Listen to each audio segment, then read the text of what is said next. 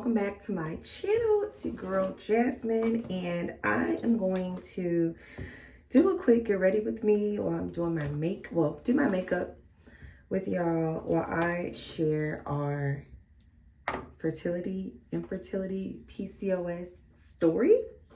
And honestly, I don't know how long this is going to be, how far this is going to reach, but I pray it reaches every woman that needs to hear it.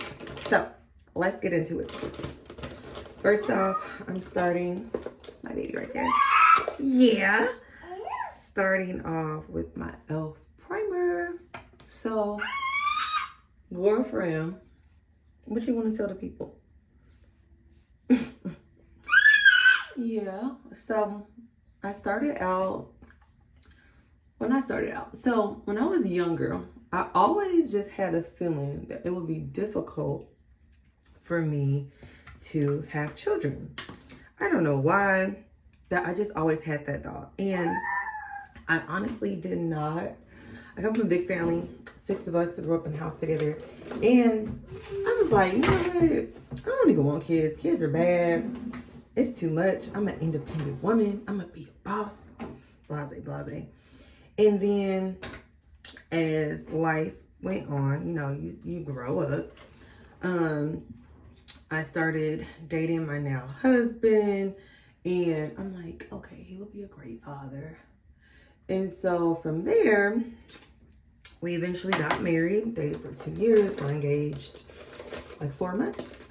And we got married, which is another story. If you want to know our journey about how we got a free wedding, let me know. Pooks. So, fast forward, we've been married, I think maybe about a year. And I'm like, I'm ready for a kid. He wasn't really trying to have a kid at that point, but he was like, we were not trying, if you catch my drift.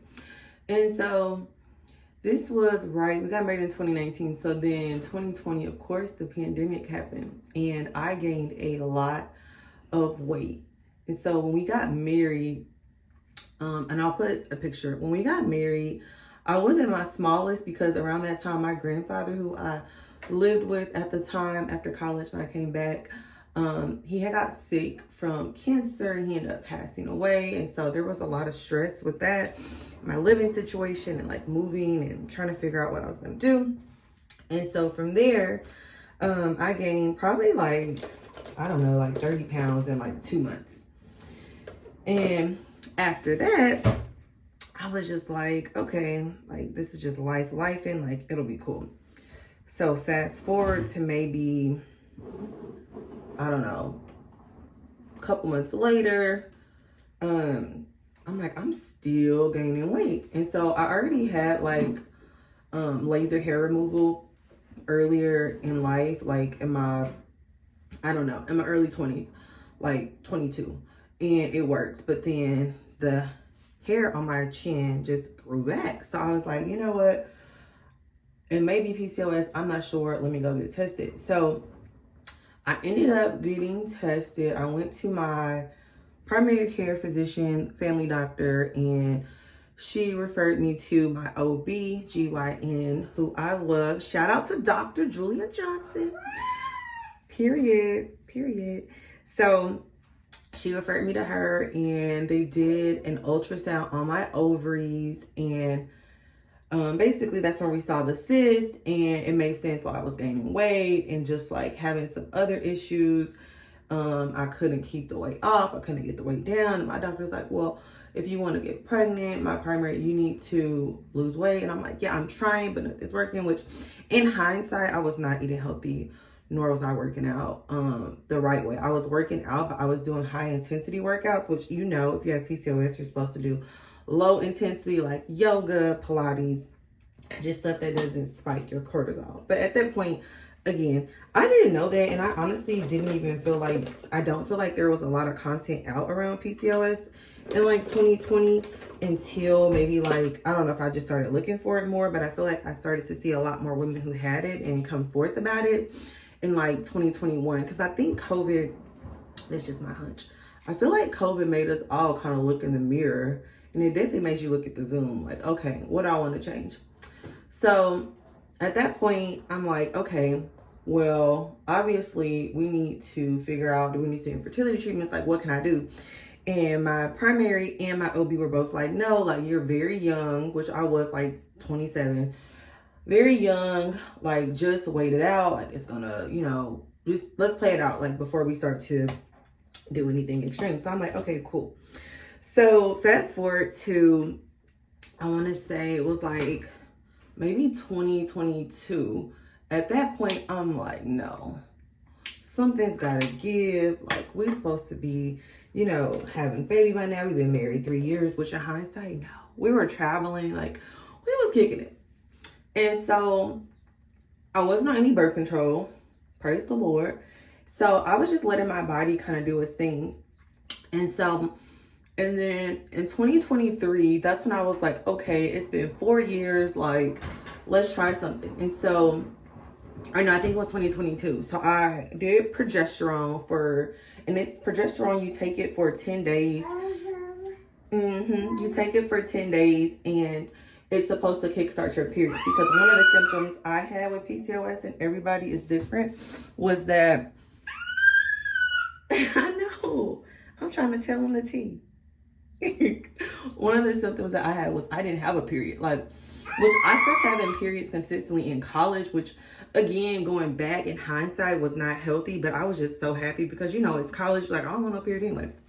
And so I got on that to try to kickstart my periods naturally. Progesterone, I don't really know everything that it does, but that's why I was on, to regulate my cycle. And so it did work for like maybe 2 cycles, and then my periods went back away. At this point, I was my heaviest. I'll insert a picture, but I was my heaviest at this point. So it really was a matter of my cortisol was high because I was very stressed. I was working full time. I was hosting brunches. I had a clothing line. I was taking on freelance clients. I also was active at our church, being the church administrator, doing announcements, and I was praise dancing. Like, I was just doing a lot. And in hindsight, that was all spiking my cortisol level because I was I was doing too much. But I didn't realize it because, you know, when you're young, you just feel like I can do anything. Like, I have time. Like, if I'm not busy, I'm not working. Like, I sleep when I die. Yeah, that mindset was the mindset I was in. And so we eventually, and this is, I love this Best Skin Ever line by Sephora. Fire. But this is a concealer, but I'm using it to contour my face. So fast forward, we've done progesterone. It didn't really work. Still working, still trying to just, you know, push through, whatever. And at this point, I'm just like praying. I'm getting these prophecies like, you're going to have a son, like, you're going to be a mother, don't stress, don't worry. And I'm just like, but I'm stressed, but I'm worried. Where my baby at? It's like, you know, you get those prophecies. It's encouraging, but it's also discouraging because you're like, man, when is my time? But again, I just stay hopeful.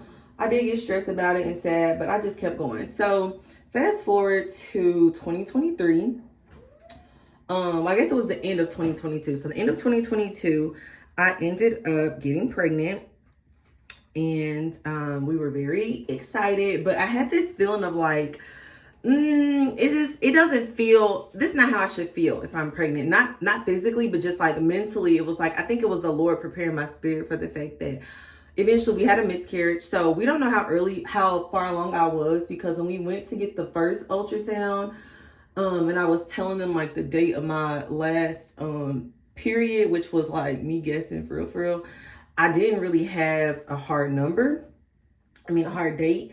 And based on the size of the fetus at that point, or maybe it's an embryo at that point, there was no way to tell because it was so small and there was no heartbeat. But they're like, you know what, it's super early. We don't always get a heartbeat at this stage. So I'm like, okay, cool. Like, that's weird, but okay. So then fast forward to maybe like 2 weeks later, because I went to a third party because my OB's office wasn't doing any ultrasounds because they were full. So I was like, no worries. I'm so anxious. I'll just go to the other party you suggested. So, by the way, y'all, I've done too much on the contour, so I'm trying to fix it. So at this point, I'm like, you know, it's cool. Like, everything is going to work out. Like, I'm not even thinking, like, you know, like nothing crazy. I'm just like, oh, it's just early on. But again, in the back of my mind, in my spirit, I'm like, you know what? I don't know. This just don't feel like, I don't know, you should feel when you're pregnant. So, yeah, at this point, we are, I'm going to say probably like 4 or 5 weeks, because I had went on a work trip. I went on a work trip at the end of December, and I felt like I was pregnant, so I took a pregnancy test, and it was negative. I'm like, something's not right. So I guess I was pregnant, because you can be like partly pregnant. But anyways, at that point, the test came back negative. But then when I got back home, the test came back positive, which was maybe like, okay, I don't know what's going on with this makeup, but I'm gonna fix it. Maybe like probably like 2 weeks later, because it was for the holidays. So then after the ultrasound, fast forward to January, figured out the second ultrasound at my actual doctor's office, and nothing, like the seed, or I don't know, I think it's embryo at that point was so small, but it wasn't moving. But I'm like, I don't know. I mean, at this point, I've never been pregnant, so I don't know that it's supposed to move and it's supposed to have gotten bigger and all these things. So I was on the table where they do the ultrasound, laid back, and she's like, okay, I'm gonna, I'll be back. I'm gonna go talk to the physician. You know, and I'm like, okay, well, that's cool. Like, I'll just wait here. Then it's like, I want to say 30 minutes go by, and I'm like, okay, this is really taking a long time. But again, they were really busy, so I didn't think like, you know, too much of it. Then I'm like, you know what, something's off. So she comes back in and she was like, you know, like we were really expecting, mind you, this wasn't my doctor. This was an ultrasound tech. She's like, you know, we were just expecting it to be bigger at this point based on the other ultrasounds. Unfortunately, this pregnancy is not progressing. And I'm like, okay, so what do we need to do to get it to progress? You know, not realizing basically what she's saying at first. And so she's like, well, there's nothing we can do. Unfortunately, you had a miscarriage. And I'm like, a miscarriage in my mind. And I'm like, are you sure? Like, can you look again? And I know, girl. I was like, ah! And so they were like, no, like, we're sure. We expected more growth at this point, and a heartbeat. And so I'm like, okay, well, all right. They're like, there's 2 different ways you can dispose of it. Like, you can let it pass naturally, or we can give you some pills. But you do have to make sure you get it out because it can kill you, basically. And I'm like, okay, well, I want to see, look, I want to see a miracle happen. So I'm going to just hold off on removal at this stage and wait it out. And so then of course, as soon as I got out the doctor's office, I called my husband and I told him, and as soon as I got my car from the valet, I just bust out in tears because I'm just like, oh my God, like we've waited 4 years for this. I was so excited, and our baby died. Okay. It's like so much with the miscarriage, because on one hand, it's like the baby died. It's hard, it's sad, it's depressing, it's life altering. But then it's also like, okay, what could I have done differently? And in hindsight, I was like, I didn't know, again, I was pregnant. So at this point, again, I have all those responsibilities I already listed.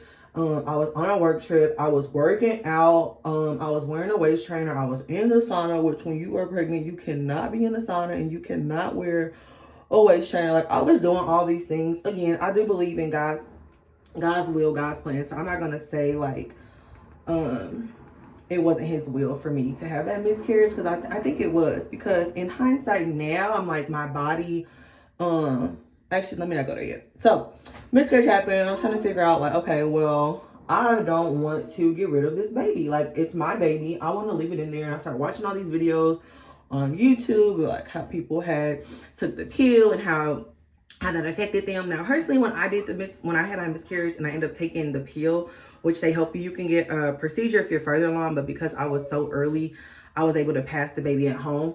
Y'all, when I say it was so painful, like, and having gone through labor now with a full-term baby, it was worse. Like, the pain was excruciating.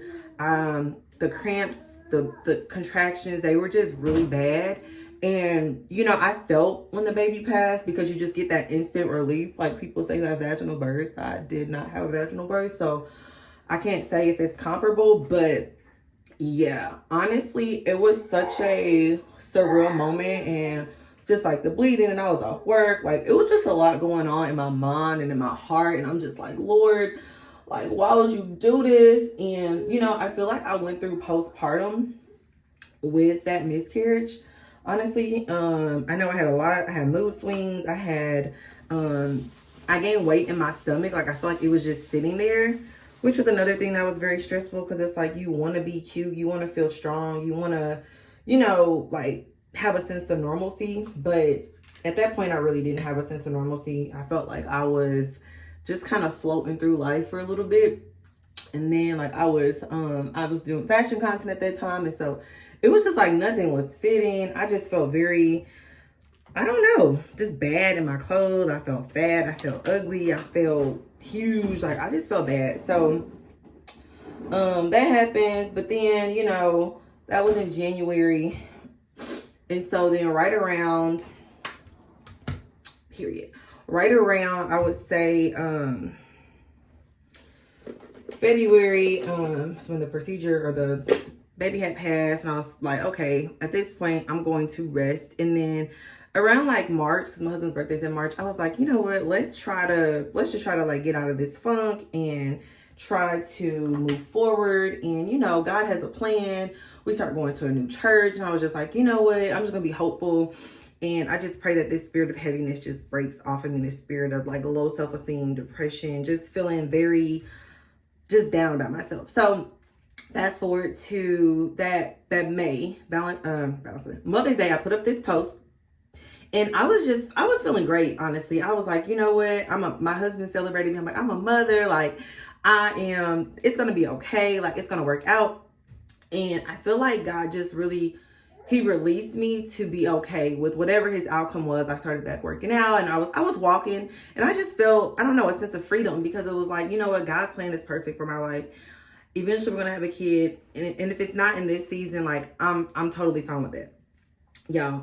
Okay. That was in May. I got pregnant in June, found out in July, which was crazy.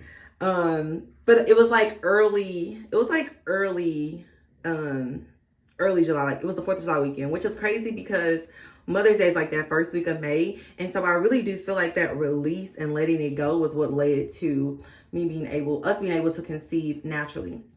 Found out I was pregnant.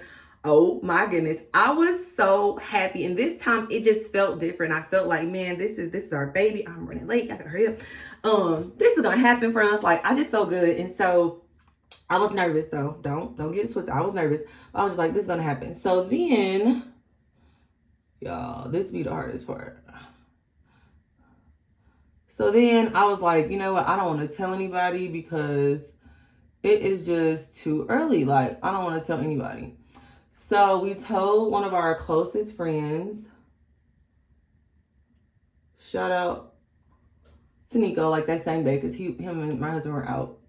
And then I told, of course, my 2 best friends. Shout out to D and Nayla. And from there, it was just like going through different things, like as far as like I let my doctor know literally as soon as I got that positive test, and they were just like, we need to wait until, I think it was like eight weeks is when they did the ultrasound.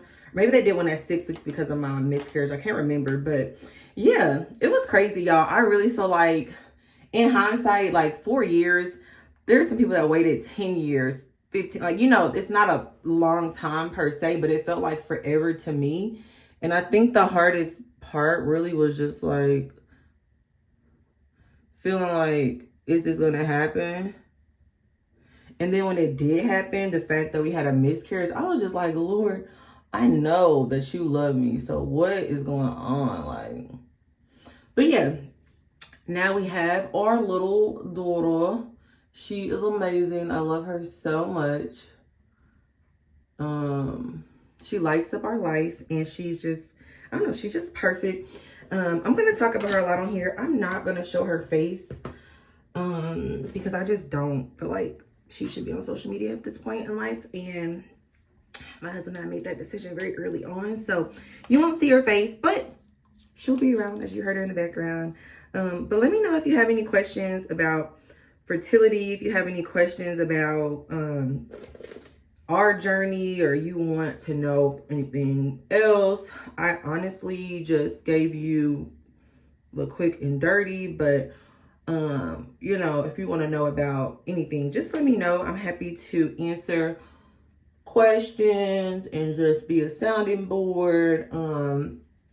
And yeah, so that was our fertility story. Thank you for listening. Thank you for watching. I'm almost finished with my makeup, but this video is long and I gotta go to church. So I hope you have a good day. Have a blessed day, and make sure you like, comment, and subscribe, and I'll see you in the next one.